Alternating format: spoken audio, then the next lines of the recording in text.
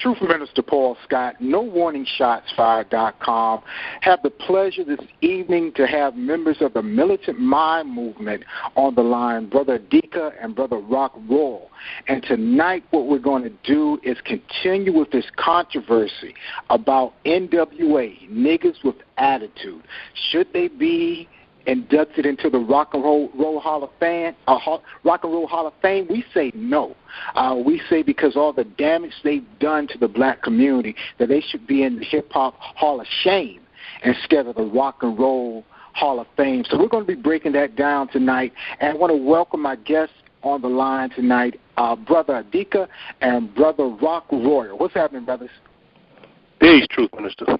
Peace. What's happening, y'all? All right. So Peace, Brother Rock. Let's get this thing started, brothers. N.W.A., Niggas with Attitude, was a group formed actually around 1987, which really is about the same time the Public Enemy formed.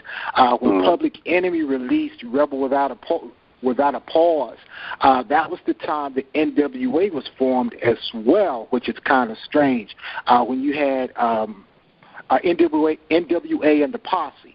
That was their first CD that they released, first album, N.W.A. and the Posse. But they really gained momentum and they really became nationally and internationally known about 1989 when they did Straight Outta Compton.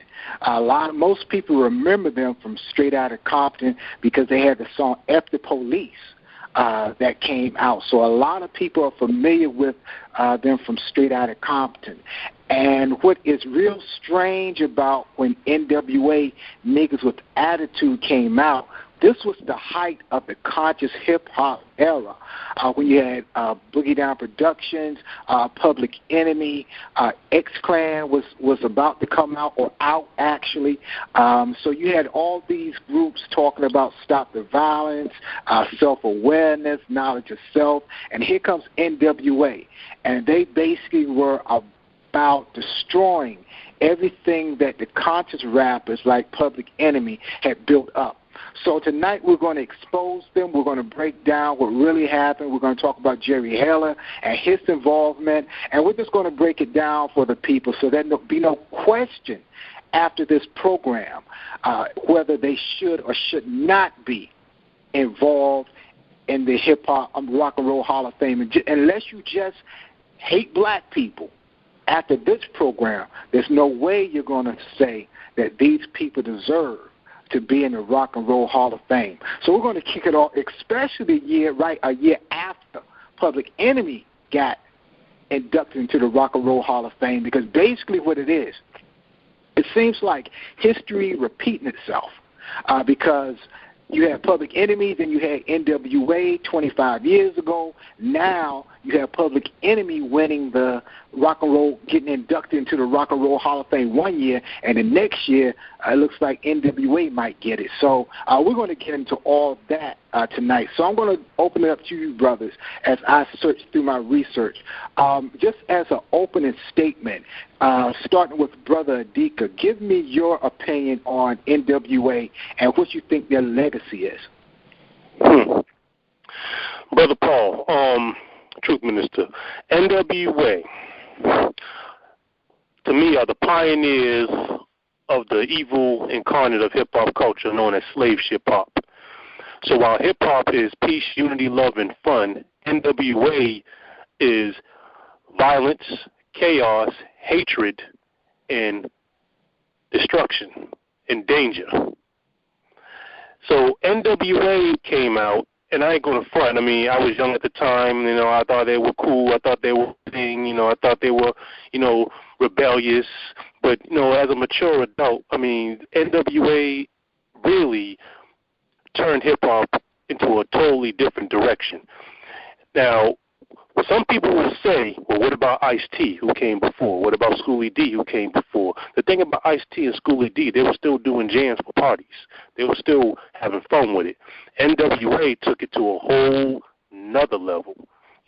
Dr. Dre is quoted as saying at the time of, I believe, Straight Outta Compton, he said everyone was talking this Black Power stuff. You know, so we wanted to say, you know, nigga, nigga, nigga, nigga, nigga. You know, we wanted people to say, you know, wow, I don't believe he said that. You know, so when people were talking about empowering black African people, they wanted to come out and talk about destroying black African people. So, yes, they came out with a song called F the Police. You know, I mean, that was rebellious. You know, it was very, very, you know, had a strong energy to it. You know, but at the same time, they were saying F the police from a criminal perspective, not necessarily from a revolutionary perspective. And that definitely is a big, big difference. Yes, sir. Let me add on to what you said, if I could. And actually, what you just said about Dr. Dre, that's in an article by Chio Hadari Coker from Vibe magazine. Yes. He's quoted saying, I wanted to make people go, oh, here it is. As New York rappers like KRS-One and Public Enemy matured and became radicalized, N.W.A. flew in the opposite direction as quickly as possible. When black power and recognizing one's African heritage were all the rage, N.W.A. revealed their ignorance, sporting jerry curls when everyone else was rocking high-top fades, pointing guns at brothers while others were calling for an overthrow of the white system. I wanted to make people go, I can't believe he's saying that, said Dre. I wanted to go all the way left. Everybody trying to talk about this black power and stuff. So I was like, let's give them an alternative. Nigga, nigga, nigga, F this, bitch, and other stuff he's saying, all kinds of stuff. You know what I'm saying. So you're correct, brother. This is no accident. And this is coming from an article by Chio Coker, and it's coming from the Vibe History of Hip Hop. Yep, you can also find it in the Certified Directory of Uncle Tom's on the chapter called Uncle Tom Rapping. Yes, sir. Okay, Brother Rob, what do you think, what is your opinion or your perspective on the overall legacy of N.W.A.? Well, you know, coming from a younger generation's point of view, you know, when I was growing up, you know, I was in Oakland, California, back and forth between L.A. in the 80s. I was just, you know, a little boy, and I saw the effect that it had on my cousins because, to tell you the truth, my older cousins looked like N.W.A., so the influence was big. You know, they were in their 20s when I was, you know, like 6, 7 years old, and they weren't dressing like, you know, Africa Bambaataa in ceremonial garb. They weren't dressing like Belle Biv DeVoe with the big, you know, overalls and the big boots, because I was on the East Coast where they were from.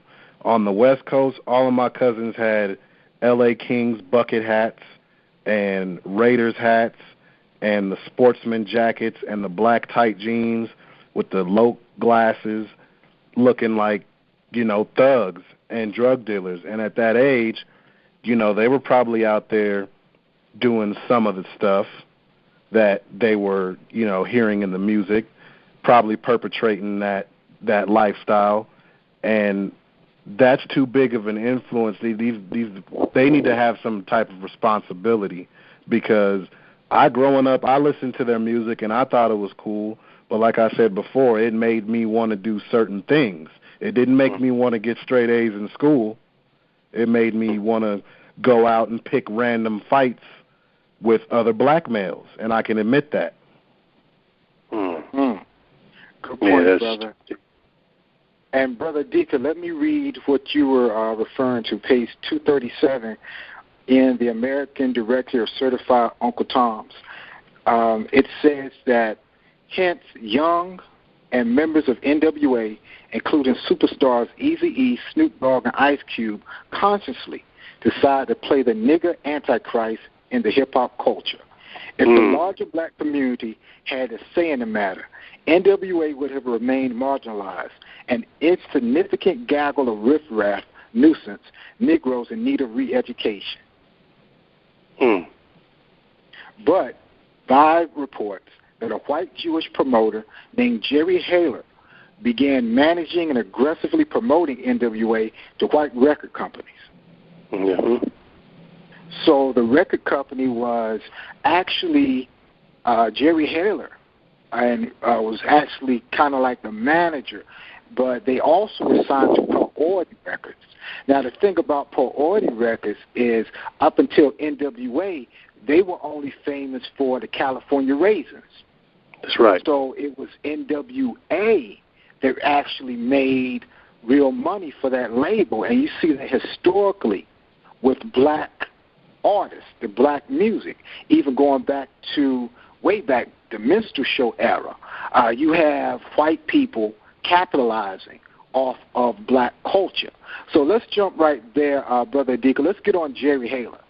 Because one of the most, if anybody really wants to know the real deal about N.W.A. and his involvement, they just have to pick up his book, Ruthless, a Memoir by Jerry Haler. And he's real honest about what he did, because once again, like we always say in the Militant Mind Movement, they really never felt the need to hide anything because they figured that we're not going to read it anyway. But in his memoir, he said, I wanted to call this book Nigger for Life, but the corporate gangsters who've taken over book selling Dodge, this country won't support it if I did. I've always been an anti-establishment kind of guy, and the idea of having to cave in, yada, yada, yada, because, yeah, I make that claim. I've always been a nigger for life. I say that knowing full well the awful freight that the N-word carries. So he figures that he has the right to be involved with the group called N.W.A. because he considers himself a real nigger. Your thoughts, Brother Adika, on Jerry Haler and his involvement? I'm not really, surprised of Jerry Heller's involvement, because it would take a man like Jerry Haler to actually promote something like this that will bring poison to the African community. N.W.A. to me breaks down to mean new weapon of assault against African people. I really think that, I'll just say it, that the Jewish community was threatened by Public Enemy, and they needed something to take away all the attention the Public Enemy was getting. Because Public Enemy was really selling records. They were doing tours, and their message was very powerful and very positive. And it was also inspiring children to learn more about their history, or I should say our story, and to do well, and to really be more conscious of, their environment, that we're living in a racist, white supremacist society.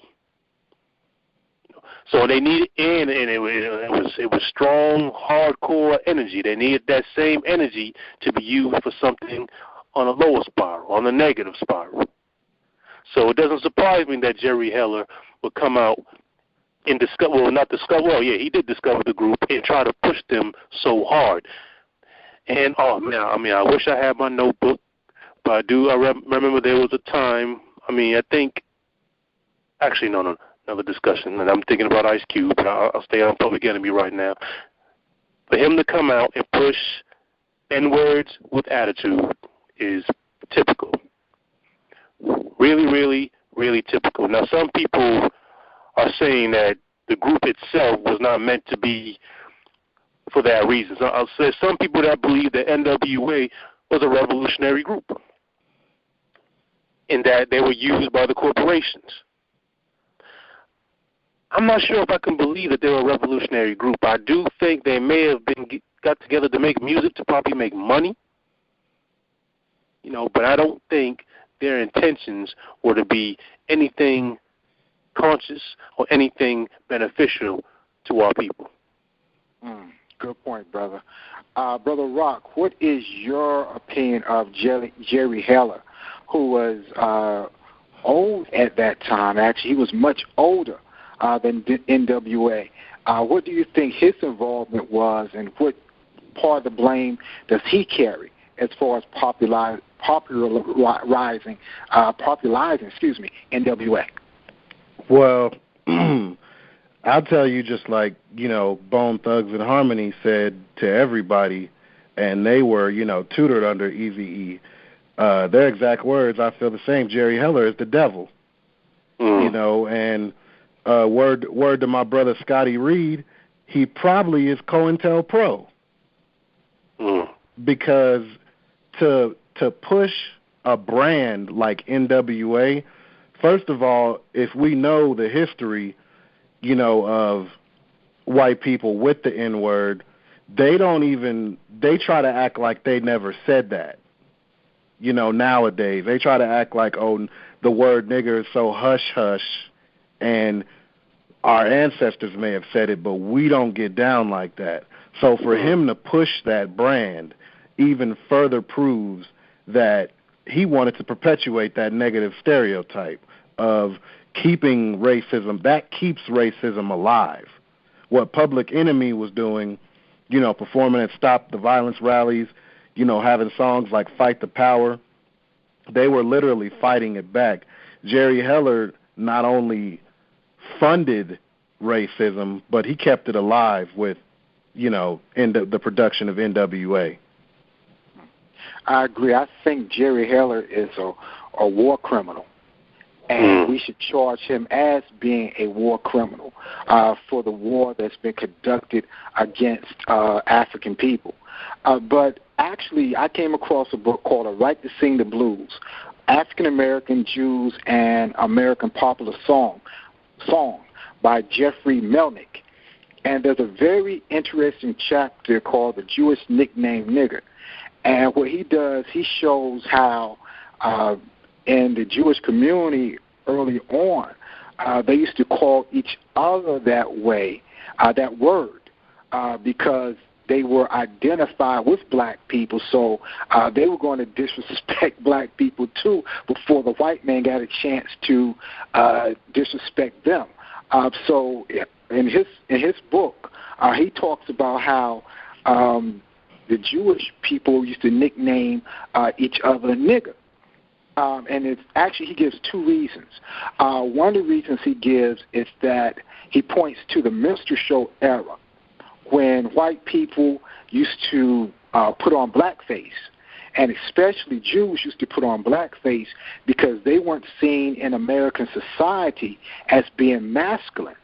So they would adapt that whole black mentality, or that strong black rebellious mentality. They would adapt that in their blackface to give them more masculinity.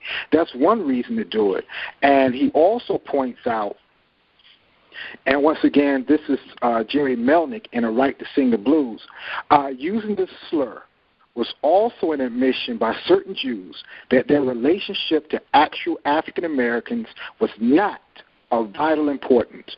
Furthermore, in moments where the nickname circulated in a wider forum, it signaled that Jews were willing to participate in a racist discourse. Whatever it said about the status of Jews, it actively demeaned African Americans. Wow. So this goes back in their history. So what Jerry Heller did, he just continued that same trend of trying to adapt that word, nigger. And also, even way in the 1960s, around 1963, according to Dr. Randall Kennedy and his book, Nigger, that dreadful word, he points out that it was a Jewish comedian, Lenny Bruce, in the mid-'60s, who actually came up with the idea that, okay, if I say this word over and over again, it'll lose its effectiveness. So before black people even made that argument, it was Lenny Bruce, a Jewish comedian, who did it in the 1960s. And I thought that was really interesting. Who was a good friend of Dick Gregory's, by the way. So we have Jerry Heller basically running the show. Now, he's talked about how, well, it wasn't really him.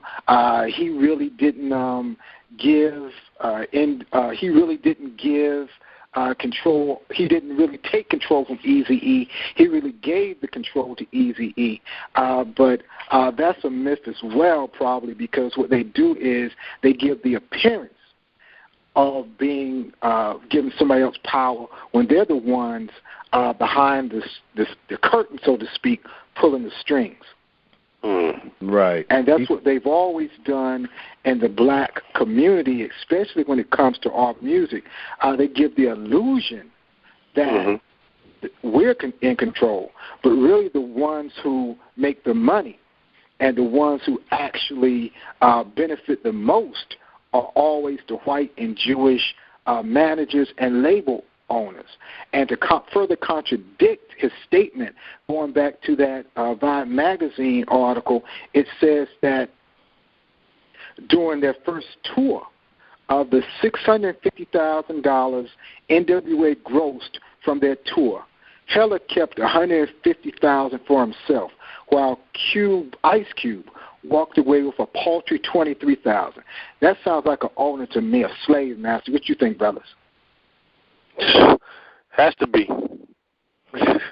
I mean, definitely. Ruthless Records, anyway, they had a parent company, which was Priority Records.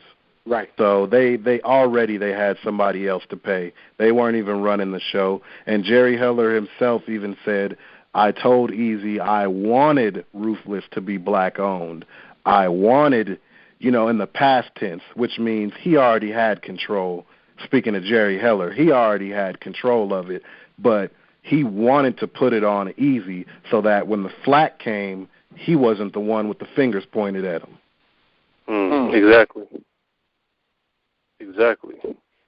And so we can always point the finger at the artist and not the person taking all the money in the background. Yep. Exactly. Blame the puppet, and while the puppet master gets away scot-free. Now, another interesting thing about Jerry Heller was during the time he had beef with Suge Knight after NWA broke up, he actually allegedly hired the Jewish Defense League as bodyguards, and also his bodyguard, Mike Klein,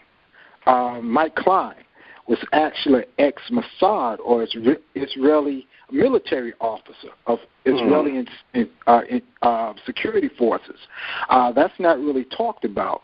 And when you throw in the idea of the Jewish Defense League, according to the book Jewish Identity and the JDL, by Janet Dogan, the Jewish Defense League, the JDL, was actually started as a defense against the Black Power movement. That's she notates that in her book. So these are the people who you have working for Jerry Heller, allegedly, and you wonder why NWA was so against black people. Your thoughts, brother? Well, the JDL is real vicious, too. I mean, they would, run up on you with, the elders used to tell me they ran up on them with ice picks and all types of stuff. They would just come to rally just ready to fight. Wow. These dudes were no joke. So you see how all these things are correlated. It's not by accident. So that's why we're bringing this information out for the people tonight. Now, another thing I wanted to jump on was a couple of myths surrounding NWA. One of the myths is that I know you all heard about Eazy-E going to, I think it was 1991 or so, going to meet George Bush. Yep. Allegedly, according to the myth, he snuck in there because he gave a donation, and they didn't know who he was, so he got to go to a luncheon and meet the president. But as we found in our research, that's not really what happened. No. Yeah, I've never heard that version of the story. I always remembered him being invited to the White House. What I heard was it was an accident. There's so much folklore about that story. I heard that there was actually some senator named Eric Wright, and they meant to invite him, but Eazy-E came instead and they figured since he was so popular, it would look good, so they let him in. Now, see, all these stories come out. Yeah, now for thinking people, you mean to tell me, now this is past the time when N.W.A. got the letter from the FBI, correct? Right. And actually, yes. April 1993, that's when it happened, April 6, 1993. This was after the fact. Nope, scratch. It was earlier than that. But this is after the fact that when they got when they were wanted by, they got that letter from the FBI. So you mean to tell me, brothers, that he was able, even though he had gotten the letter from the FBI, he was able just to walk in and meet George Bush? Come on now. Right. I mean, that doesn't happen in anybody's imagination. Now, actually, the article that I wanted to pull up was from the Los Angeles Times. And get this, brother, the date on this article is March 18th, 1991. March 18th, 1991. Chuck Phillips, who is that famous L.A. Times reporter who did all that work on Biggie and Tupac, on Chuck Phillips, he had an article called Rap's Bad Boy to Get Lunch with the Prez. And it says, and once again, it's March 18th, 1991. Guess who's scheduled to lunch with the President of the United States today? Compton's most notorious rap entrepreneur, Eric Wright, better known as Eazy-E, founder of the controversial rap group N.W.A. Wright, who also owns Hollywood-based Ruthless Records, has been invited by Republican Senate leader Bob Dole to attend an exclusive luncheon today in Washington, where President Bush is scheduled to speak to the Republican senatorial inner circle. Now, can I add to that, bro? Also in Jet Magazine, it said it was March 1991, where Wright accepted an invitation to a lunch benefiting the Republican senatorial inner circle, hosted by then President George H.W. Bush. A spokesperson for the rapper said that Eazy-E supported Bush because of his performance in the Gulf War. Wow. Now that part, let me see, that was on Entertainment Weekly in March 29th, 1991. Do the Right Wing Thing. The name of the article was Do the Right Wing Thing. And I'm peeping this on Wikipedia. I'm peeping the sources on Wikipedia. Now, brothers, my point is this. You mean to tell me that they didn't know he was coming, but it's in the newspaper the same day that he's going to be there? They announced that morning that he's coming to a luncheon that afternoon? And that's what I remember. I mean, because, I remember my father, talking to me about it, peace be upon him. I remember him saying that to me at the time because he thought it was, cute. I like rap and all that, and he was, kind of poking fun of me. I'm like, he was invited to the White House? I was like, oh, really? I never heard this other thing about him sneaking in. I mean, this is, that's crazy. Yeah, I mean, but that's the legend that they didn't know who he was, but we just the article contradicts that fact because that's the day, that's the morning of. They said that he's coming to the White House, so they had to know. So did this rumor start after they accused President Obama of having Common in the White House, or before? Right. Yeah, good point, brother. This is March 18th, 1991, the day of the visit. So I thought that was really strange.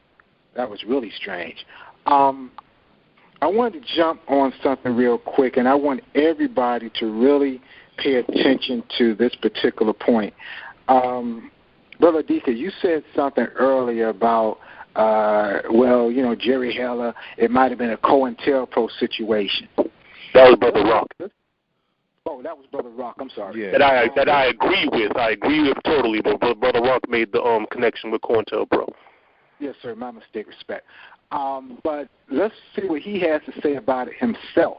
And once again, this is coming from Jerry Heller in his book, Ruthless Memoir, page 71. Mm-hmm. Check this out. He says himself, I never met a conspiracy theory I didn't like.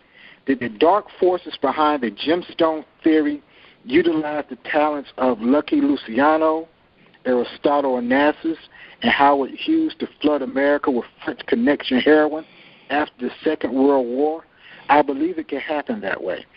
Likewise, did the U.S. government import cocaine that eventually wound up in the base pipes of South Central? Was it all engineered by the CIA? Was it part of an elaborate plan to fund the anti-Sandinista insurgency in Nicaragua? Or maybe something darker, a plot to destroy the inner-city community? Now check this out. This sounds well within the realm of reason to me. I lived through McCarthyism, Watergate, Iran-Contra, and the fantasy of WMDs in Iraq. Nothing the U.S. government does can surprise me. But if the conspiracy theory holds true, then we can follow a tortuous path from the Central Intelligence Agency to the crack epidemic in South Central and arrive at Ruthless Records. Eazy-E and I were just pawns of CIA machinations too vast to contemplate. That's Jerry Heller himself. Sounds like an admittance to me. That's what it sounds like. And this isn't coming from the Militant Mind Movement. This is coming from Jerry Heller, page 71, in his book, Ruthless, a memoir. But because, once again, they think we don't read, since they think we don't read, they'll never see that. So that's an admission right there. So Jerry Heller also managed CIA, with the group that Ice Cube was a part of, correct? No, actually, Ice Cube, he didn't manage Ice Cube until he formed N.W.A. Right. But that brings it's saying here he managed CIA, so, I don't know, that we can, I don't see any source for it, so it might not be true then. But that brings up another point. Ice Cube, if you think that we're just making stuff up, if you disagree with us, but you're an Ice Cube fan, well, that's a contradiction. Because Ice Cube brings out the same information almost in his song No Vaseline. Right. Oh, he let it all out on No Vaseline pretty much. Yeah, so you're saying, well, you all are just hating on NWA. One of their own members, Ice Cube, said almost the exact same thing. So check that out. However, I did disagree with Ice Cube in that song when he said you can't be a nigga for life crew with a white dude telling you what to do. That's what niggas do. They listen to white people. But.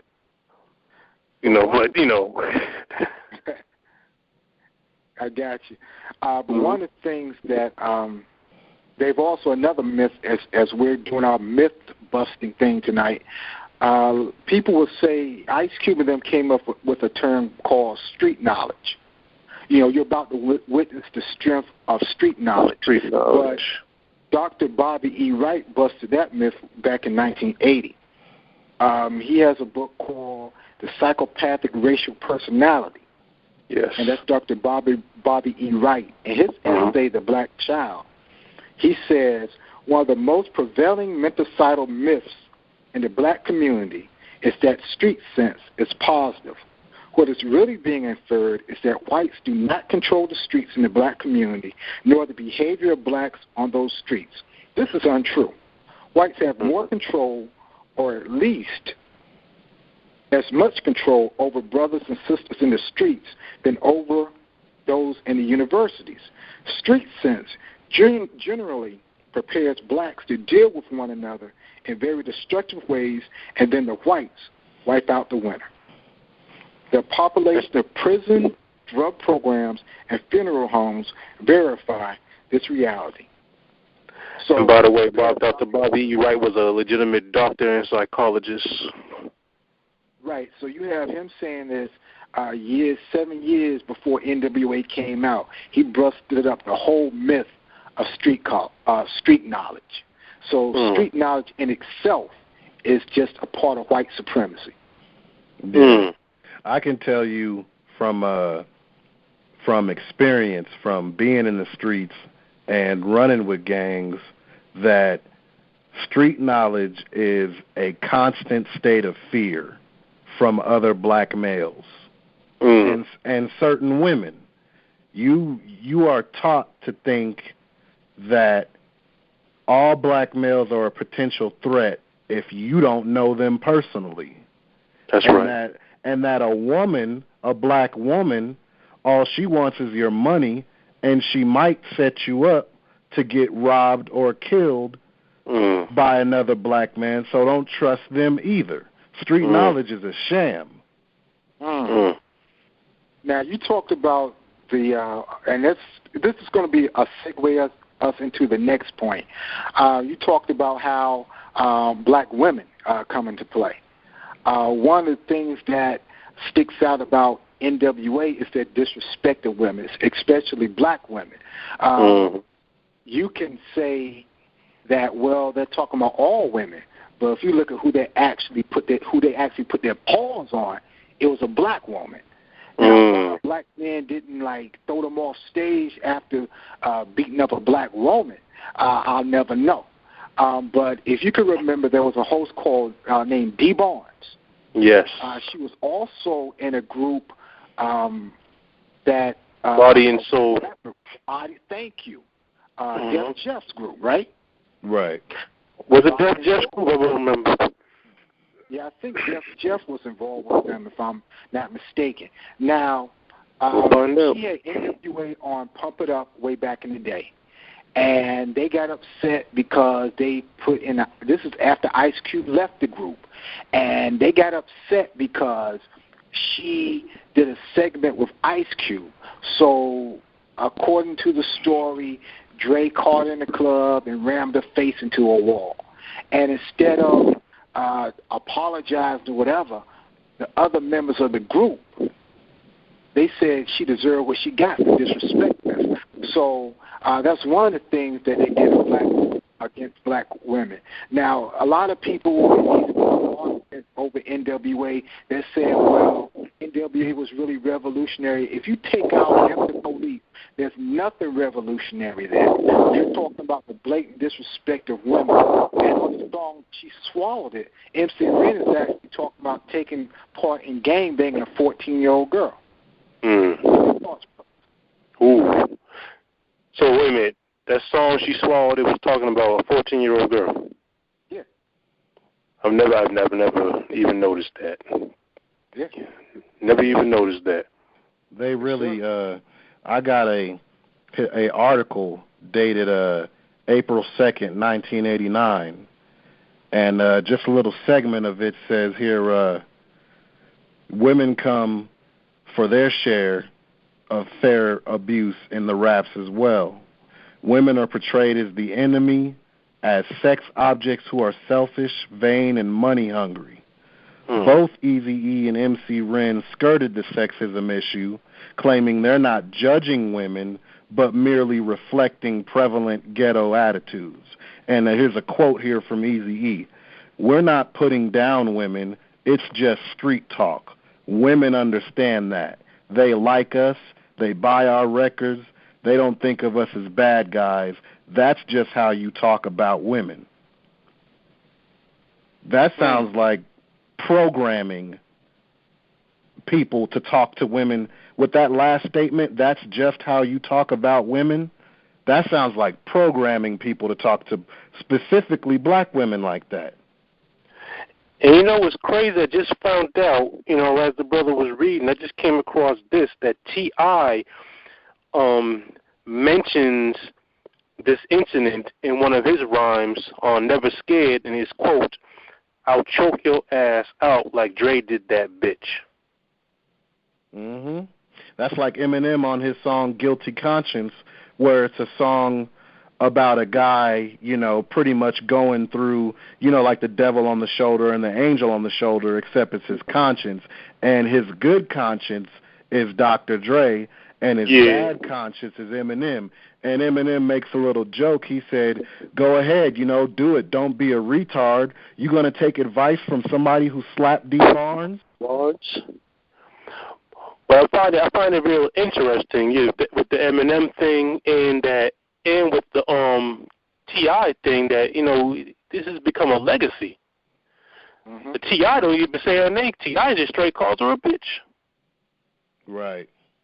And that goes back into the Rock and Roll Hall of Fame thing. I mean, I have an issue with rappers being on the Rock and Roll Hall of Fame, but that's another topic. But it's going to create a legacy for people to do the same thing, for other young, up-and-coming artists to do the same thing. Yeah, and I don't even think he was remorseful, because I got an all-hip-hop article here, and I warn you, it's pretty graphic, but after the incident, they asked N.W.A. about it, and MC Ren said the bitch deserved it. Yep. Eazy-E said she had it coming, and I'm about to rib you. And Dre said, and this is after the fact, so there was no remorse. Dr. Dre said, people talk all this shit, but somebody F with me, and I'm going to F with them. I just did it, Ain't nothing you can do now about talking about it. So for the record, it's confirmed he's never apologized at all. Never. And it says all that happened is in February, Barnes would file assault charges and bring a $22.75 million lawsuit against Dr. Dre, who pleaded no contest, was fined $2,500, placed on 2 years probation, and ordered to perform $240 of community service and produce an anti-violence public service announcement. The lawsuit was settled out of court. So that's okay. So there was a lawsuit and it was settled. Yeah, for who knows, but he was fined $2,500, 2 years probation, and 240 hours of community service, and to produce an anti-violence public service announcement, which I've never seen. Well, I applaud Tim Dog for coming out with what he said. He made a response to it, lyrically, but, it was something.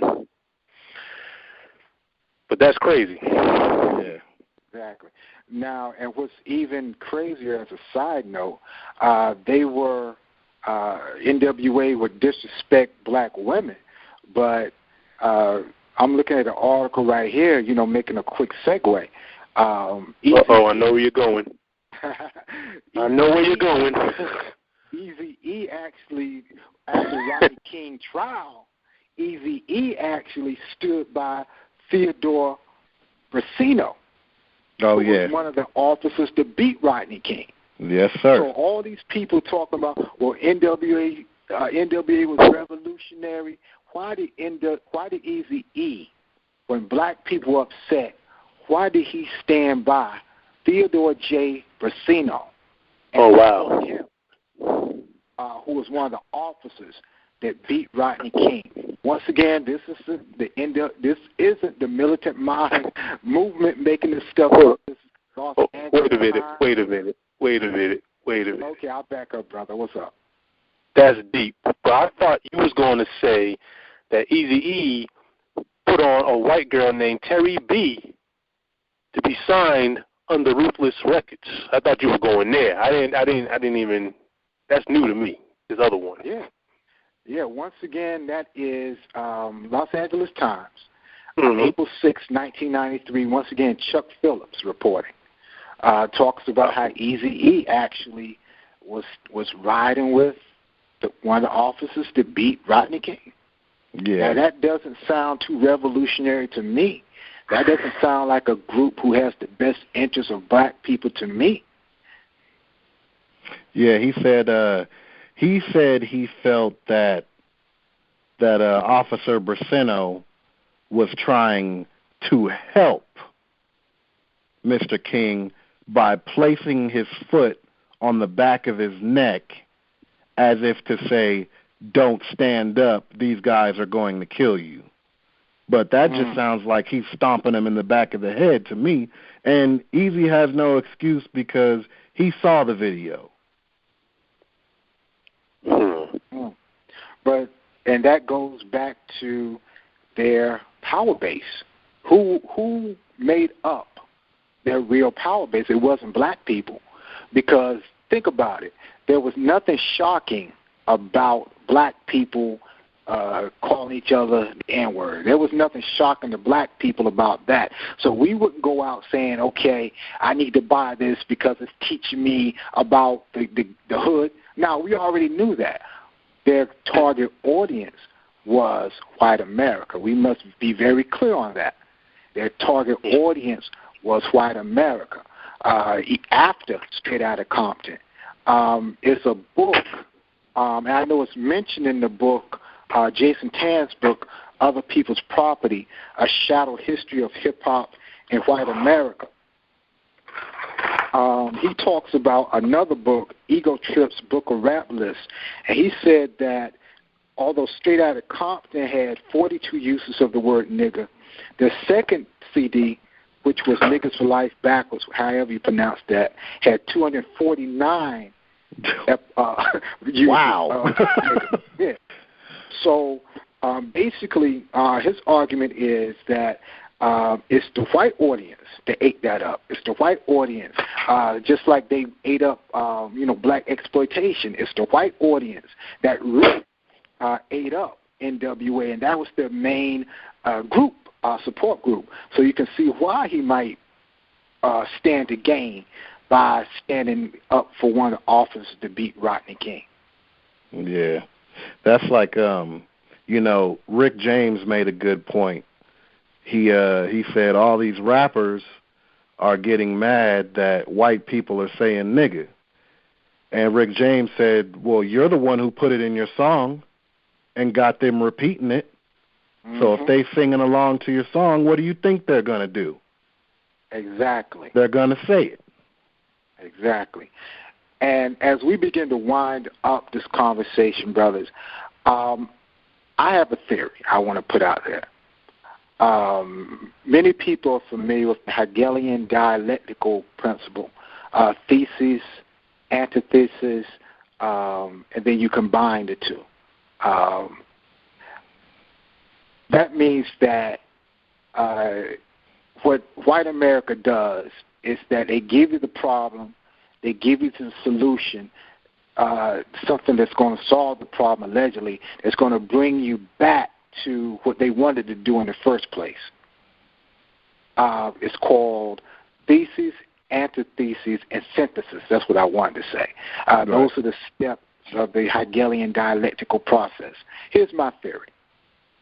If you look at police brutality and just say that, the argument that people were using after police as some kind of revolutionary tool, if you look at the whole idea of police brutality, what is the real purpose of police brutality, segregation, all of these things, drugs in the community, the disrespect on the radio, the disrespect of the women? I have a theory that police brutality, it was just used as a problem. They interjected N.W.A., which was a group that really promoted everything negative about black men. They used that model as a solution to the problem of police brutality. But the outcome they wanted in the first place was to make us think we're niggas. And the best way that you can get any group of people to be destroyed, it's not just the drugs, it's not just the police brutality, it's not racism, it's to convince them that they're niggas, so they'll be only a threat to themselves. So my theory is the whole thing was orchestrated so that we, 25 years later, could still be dealing with black men who even today think they're niggas. That was the in-game strategy, brothers, and it worked. So Yeah. I'm going to get you all's closing points as we begin to wrap up this session. After I say, I think that people should really, let's have this conversation. This conversation should have taken place 25 years ago. We're late, but we're having this conversation now because it's just as relevant as it was 25 years ago. What happens in the community is that we let these things happen. And instead of dealing with this ghost and getting this ghost out of the way, because we don't exorcise the ghost out of our midst, it just keeps coming and coming and coming back. So right now, as we're having this conversation, it's our turn to change history, to right a wrong of history that was perpetuated against our people. So your closing thoughts, brothers.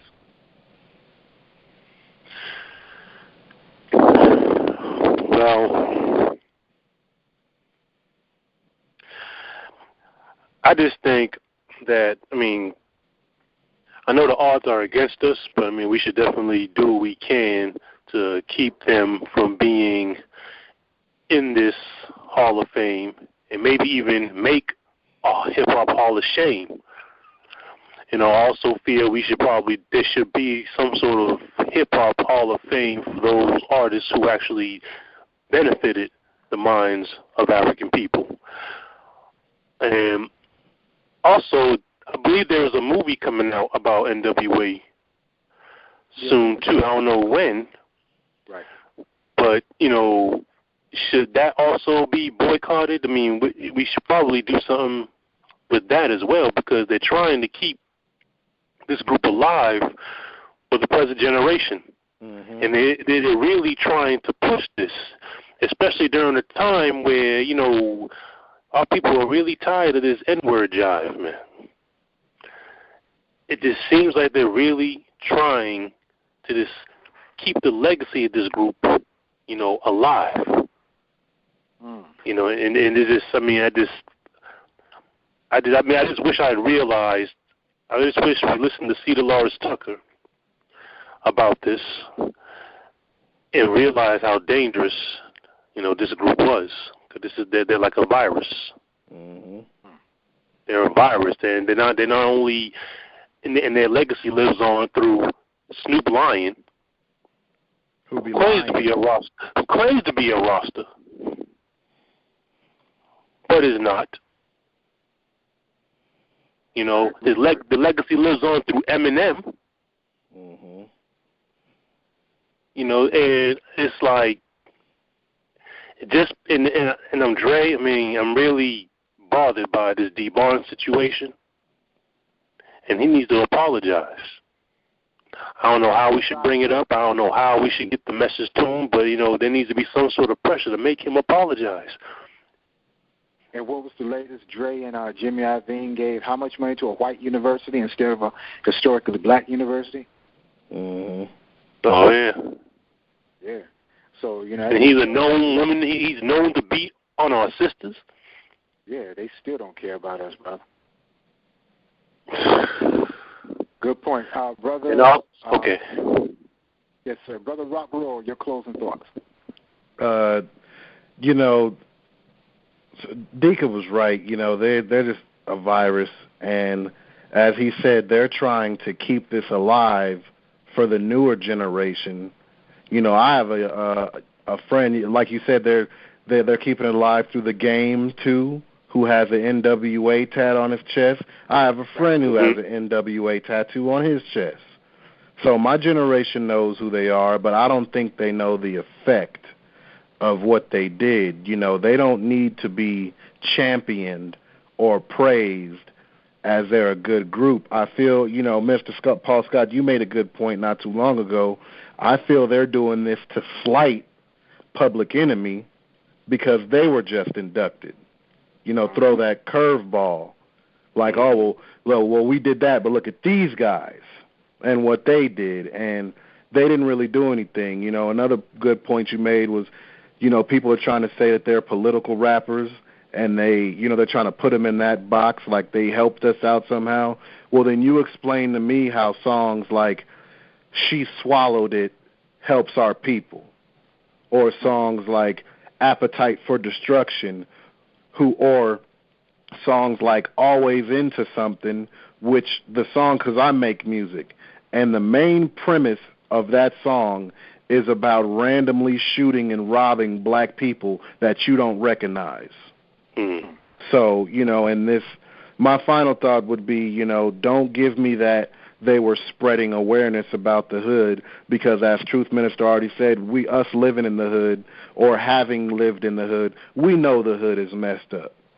So if I see my brothers about to drink some spoiled milk, I feel it is my obligation, hey, yo, don't do that. That milk is spoiled.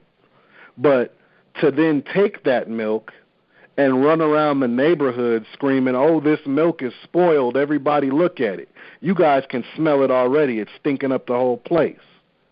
But then to turn around and try and sell that milk just to say I'm spreading awareness to this poison, no, don't give me that. And I don't believe it, and I'm not with it.